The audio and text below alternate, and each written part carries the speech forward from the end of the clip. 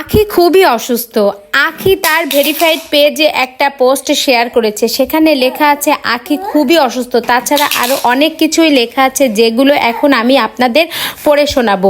Verified পেজের পোস্টটিতে লেখা আছে ঠিক এরকম, মানুষ এত খারাপ হয় কিভাবে, শেষ পর্যন্ত কুফরি কালাম।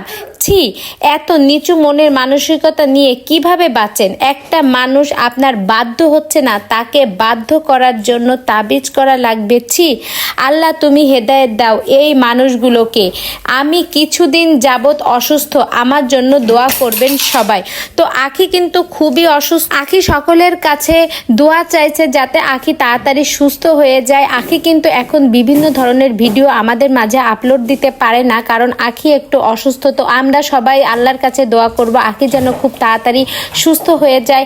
আর এই যে কুফরি কালামের কথা বলছেন, আমি বলবো কি এগুলো থেকে আমরা যেন সবসময়ের জন্য বিরত থাকি, কারণ আমরা মুসলিম।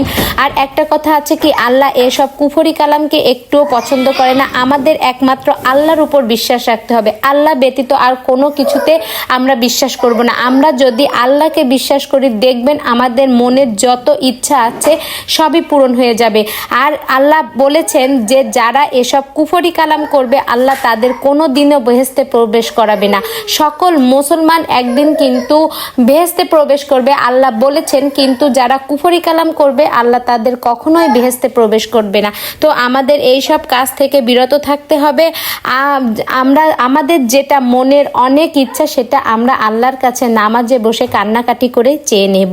আল্লাহ সারাক্ষণই বসে আছে শুধু আমাদের দেওয়ার জন্য। সে শুধু বলে যে কেন আমার বান্দারা আমার কাছে চায় না? আমার বান্দারা শুধু একটু আমার কাছে চাক, আমি আমার বান্দাকে একেবারে পরিপূর্ণ করে দেব। তো বন্ধুরা, এই ভিডিওটি সম্পর্কে আপনাদের মূল্যবান মতামত কমেন্ট বক্সে জানান। ভিডিওটি যদি আপনাদের কাছে কারো কাছে খারাপ লেগে থাকে অবশ্যই ক্ষমার দৃষ্টিতে দেখবেন। আর যদি ভিডিওটি ভালো লেগে থাকে অবশ্যই একটা লাইক করে আমার সঙ্গেই থাকবেন। ধন্যবাদ।